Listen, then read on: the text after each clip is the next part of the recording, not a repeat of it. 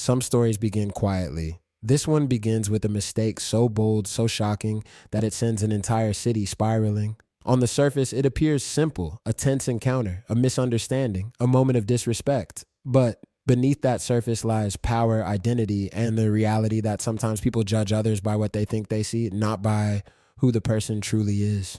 In this story, a police officer makes a choice that seems small to him. A snap reaction, a moment of lost control. But what he doesn't realize is that the woman standing before him is not just anybody. She's calm, confident, and composed, but not because she is powerless. In fact, she's the exact opposite. She is the wife of one of the most recognizable, respected, and influential men on the planet. A man known for strength, discipline, and loyalty. A man people call a hero, a symbol, a global icon. A man they call The Rock. This two-part story takes you through tension, revelation, consequence, and redemption. It's not just about the slap, it's about what that slap sets in motion. It's about justice, about dignity, about the danger of assumptions, and most importantly, about the moment the world realizes some women walk quietly because they know the world shakes when they speak. Now buckle up as we dive into part one of the slap that shook the city. Let the story begin. The sun hovered low over the city as late afternoon traffic crawled along the boulevard. It was one of those sticky, warm days when tempers ran high and patience ran low.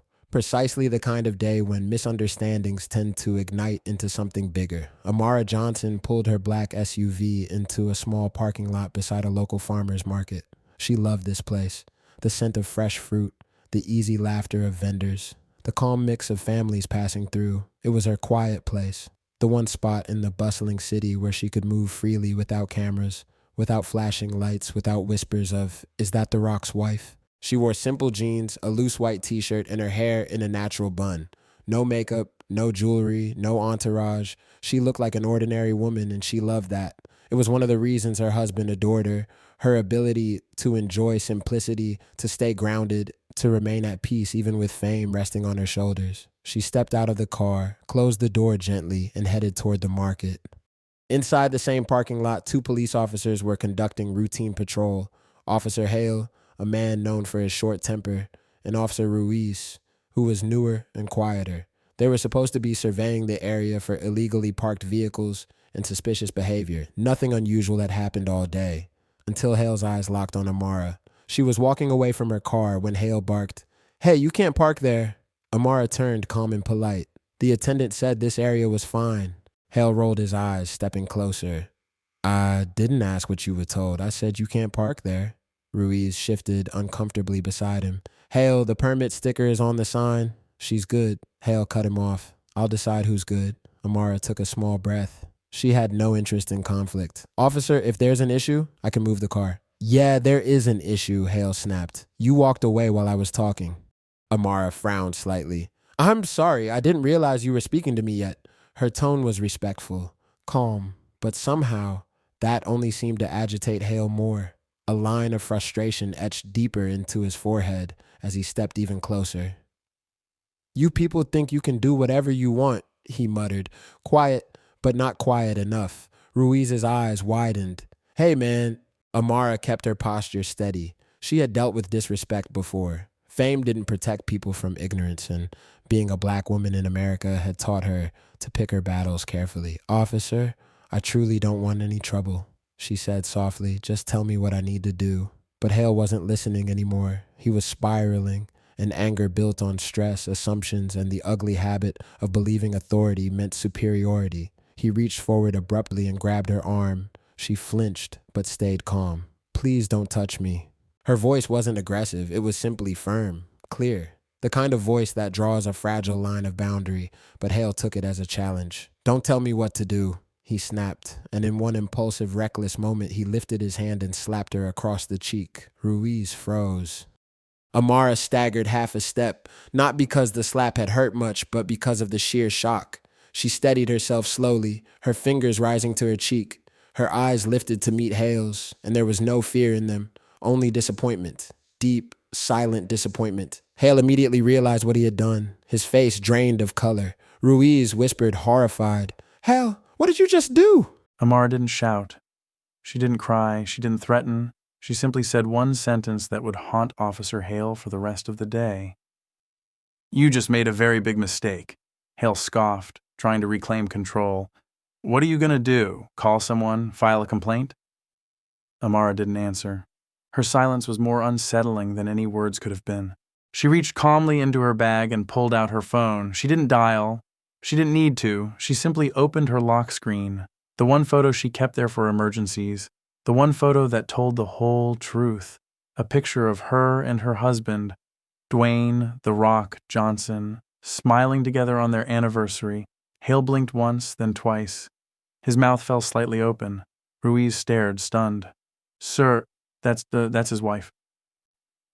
The reality hit Hale like a ton of bricks. He had just slapped The Rock's wife. Amara didn't speak. She didn't have to. Ruiz took a step back, anxiety flooding his expression. Hale, what did you do? But Hale still tried to recover. This doesn't change the fact that she disrespected. She did nothing wrong, Ruiz said, trembling with anger. And you know it. The air thickened with silence. Amara finally spoke, her voice smooth and controlled. I'm leaving now, and I strongly suggest you call your supervisor before someone else does. Her words hung in the air, a quiet warning that sent a chill down Hale's spine. She turned, walked back to her car, and drove calmly out of the lot, leaving behind two officers, one shaking with shame, the other shaking with fear. But the story did not end there, because while Amara didn't call her husband, someone else did. A woman nearby had recorded everything, from the moment Hale grabbed Amara's arm to the moment he slapped her, and as soon as she realized who the victim was, she whispered a sentence that was about to explode across social media. Oh my gosh, that's The Rock's wife. The video was uploaded, and within minutes it went viral. The world was about to witness a chain reaction that would shake the very foundations of the city. Within minutes, the video was uploaded. Within 30 minutes, it had 100,000 views. Within an hour, it was the #1 trending video in the city. And within 90 minutes, The Rock himself had seen it. His reaction was quiet, still, controlled, which made it far more terrifying. To the world, he was a superstar, a legend, a man known for being humble and gentle. But when it came to the people he loved, he was a force of nature. The stage was set for a storm, and part 1 of this gripping tale comes to a close, leaving us eagerly anticipating what happens next in part 2. The video spread across the internet like wildfire. By sundown, every news station, every blog, every social platform had picked it up. The public's outrage grew as the footage was shared and reshared, sparking heated discussions and debates. People didn't know the full story, only the part that mattered most to them. A police officer slapped the wife of one of the most respected men alive. This single act of aggression ignited a firestorm of reactions, with many calling for justice and demanding accountability. The city buzzed with anticipation as the question on everyone's mind hung in the air. Where's The Rock right now? And what is he going to do? Fans, celebrities, and activists alike speculated about his next move, knowing that The Rock wasn't one to stay silent in the face of injustice. The tension mounted as people waited anxiously for a response, wondering if he would address the situation publicly or take more direct action. The world held its breath, eager to see how this powerful figure would react to the assault on his wife. Amar reached home quietly, seeking solace in the familiar tranquility of her mansion. But tonight, the usual serenity felt tainted by the lingering tension of the day's events. She closed the door, letting out a deep breath as she leaned against it. Her aversion to conflict weighed heavily on her, even though she knew Hale's actions were unjustifiable. She slipped off her shoes and entered the living room only to freeze mid-step. Something was off, a subtle shift in the atmosphere, a presence she hadn't expected. Her heart began to race as she sensed she wasn't alone. Amara's voice was barely above a whisper as she called out to her husband. Dwayne's intense gaze met hers, his eyes burning with a fierce inner fire. His movements were deliberate, controlled as he approached her. The question hung in the air, laced with concern and restrained rage. Amara knew that look, that tone. It was the calm before a storm that would unleash the full force of Dwayne's protectiveness. She could sense the depth of his anger, the unspoken vow to make things right. Dwayne's touch was tender, but the fury simmering beneath his calm demeanor was palpable. Amara's slight flinch at his gentle touch ignited a fierce determination in him. His voice, though still soft, carried an unmistakable edge as he demanded to know the identity of the person who had harmed his wife. The air seemed to vibrate with his unspoken promise of retribution, his jaw clenched in resolve. Amara could see the storm brewing in his eyes, and she knew that once unleashed, it would be unstoppable. Amara's whispered answer sent a shiver through Dwayne. He knew the name, but hearing it from her lips made it real. Personal, his anger, though simmering, was far from mindless. It was calculated, deliberate, and terrifying in its precision. As he stepped back, his hands raked through his hair, a sign of the turmoil brewing inside. Dwayne wasn't a man who acted impulsively. His wrath was a slow-burning fire that, once ignited, would leave nothing but ashes in its wake. The anticipation was palpable, the promise of vengeance hanging in the air like a challenge. Amara's hand extended, a plea for restraint, but Dwayne's anger had already taken hold. His words were laced with a quiet fury, each sentence a testament to his unyielding commitment to protect his wife. Amara understood his need for action, but she implored him to keep his emotions in check. The moment hung in the balance as Dwayne wrestled with his desire for vengeance and his love for Amara. Finally, he gave a single, solemn nod, a promise that he would temper his rage for her sake and find a way to address the situation with the controlled fury that only he could muster. The police station was a whirlwind of activity, the atmosphere charged with tension. Hale, once a figure of authority, now found himself on the other side of the law, his confidence shattered. The weight of his actions bore down on him, and he couldn't escape the reality of what he'd done. Meanwhile, Ruiz grappled with his own guilt, regretting his inaction during the confrontation. His silence now haunted him, and he wondered if things might have turned out differently had he intervened sooner. The consequences of Hale's rash decision loomed large, casting a shadow over both men. The chief's anger reverberated through the hallway, his frustration palpable as he confronted Hale's feeble excuses. Hale's attempt to justify his actions only fueled the chief's ire, who couldn't believe the officer's lack of judgment. The chief's words cut deep, exposing Hale's flawed reasoning and highlighting the severity of his mistake. Hale struggled to defend himself, but every word he uttered seemed to dig him deeper into trouble. The situation was spiraling out of control, and Hale was running out of options. The chief's words hung in the air, a stark reminder of the gravity of Hale's actions. Then the unexpected announcement sent shockwaves through the room. The mention of the Rock's arrival caused a sudden, tense silence. Ruiz instinctively stood up, anticipating the confrontation. Hale's fear was evident in his wide-eyed stare, while the chief, though composed, seemed to brace himself for what was to come. With a calm, authoritative tone, the chief instructed the officer to escort the Rock into the room, setting the stage for a dramatic, high-stakes encounter. The Rock's entrance was nothing short of commanding. His calm demeanor belied the intensity of his purpose, striking fear into the hearts of the officers present. This wasn't a Hollywood star or a charismatic wrestler walking into the station.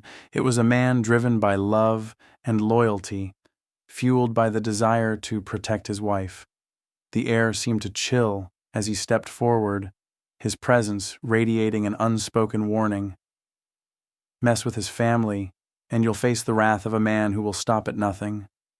The officers couldn't help but feel a sense of dread as they realized they were dealing with a force far more formidable than fame or fortune. The Rock's deliberate stride sent a ripple of unease through the station. His boots thundered against the floor, a rhythmic precursor to the storm that was about to unfold. Officers instinctively cleared a path, some showing deference, others avoiding eye contact. The chief, attempting to maintain composure, greeted Dwayne, but his nervousness was evident. Dwayne's voice was firm and even, cutting through the tension as he demanded to know the location of the man who had wronged his wife. The chief's hesitation was palpable, and the weight of Dwayne's unspoken threat hung heavy in the air. The chief's attempt to placate Dwayne with assurances of disciplinary action seemed to fall short as Dwayne's focus remained fixed on confronting Hale. His curt nod acknowledged the chief's words, but his resolve was unwavering. With a firm command, he instructed the chief to open the door, his patience wearing thin. The chief, sensing no alternative, reluctantly complied, granting Dwayne access to the man responsible for harming Amara. The door creaked open, and Dwayne stepped inside, ready to face Hale and make his stance clear. Hale's instinctive reaction to Dwayne's presence was one of fear and deference as he hastily rose from his seat. His stuttered apology was swiftly silenced by Dwayne's raised hand, a gesture that commanded absolute attention. Dwayne's low, measured tone sent shivers down Hale's spine, each word laced with a quiet fury that threatened to erupt at any moment. Hale's excuse, that he hadn't recognized Amara, only seemed to fuel Dwayne's anger, his voice trembling with the effort of keeping his rage in check. The tension in the room was suffocating, and Hale knew he was in grave danger of facing Dwayne's full wrath. Dwayne's words cut through Hale's feeble attempts at justification, exposing the disturbing truth behind his actions. Hale's inability to respond only underscored the validity of Dwayne's accusation that Hale's behavior was rooted in a disturbing disregard for women, especially those he perceived as powerless. As Dwayne advanced, his intensity palpable, Hale retreated, instinctively recognizing the danger he was in. Dwayne drove home a crucial point. Amara's importance wasn't tied to her celebrity status or her marriage, but to her inherent worth as a person. His voice dropped to a menacing whisper as he leaned closer, ensuring Hale understood the gravity of his mistake. Dwayne's words hung in the air, a scathing indictment of Hale's dehumanizing behavior. Hale's swallow betrayed his fear as Dwayne's piercing gaze bore into him, making him feel insignificant and ashamed. In a surprising turn, Dwayne retreated, choosing not to resort to violence or intimidation. Instead, he stood tall, his dignity and principles intact, as he declared his refusal to mirror Hale's actions. The chief, observing from the doorway, held his breath, anticipating what would come next. Dwayne's restraint was a powerful statement, one that underscored his character and further highlighted Hale's lack of it. Hale's relief was short-lived, as Dwayne's next words delivered a crushing blow. The realization dawned on Hale that his actions had sealed his fate, and there was no escape from the consequences. Dwayne's statement was a cold, harsh truth. Hale's life would never be the same, and he had no one to blame but himself. The weight of this understanding crushed Hale, causing him to crumple back into his chair. Dwayne's parting remark drove the final nail into Hale's coffin, leaving him with the bitter knowledge that he had brought this downfall upon himself. In the aftermath of the incident, swift and decisive action was taken. Hale's career as a police officer effectively ended, and an investigation was launched to ensure accountability. The police department responded by implementing changes, aiming to prevent such incidents in the future. Meanwhile, Ruiz took responsibility for his role and vowed to cooperate, further emphasizing the seriousness of the situation. However, it was the public's reaction that truly drove the narrative, as outrage and demands for justice reverberated across the city. The spotlight was now on law enforcement, with the community and various groups pushing for systemic change. Amara, once a private figure, had inadvertently become a symbol of resilience and a catalyst for reform. Amara's silence spoke volumes as she chose not to seek the spotlight or capitalize on the situation. Instead, she focused on the true essence of justice, restoring respect, upholding dignity, and fostering meaningful change. Her quiet strength and principled stance served as a powerful reminder that justice isn't always about noise or attention, but about creating lasting positive impact. In the end, Amara's approach prevailed, and the desired change began to take shape, inspired by her courage and integrity.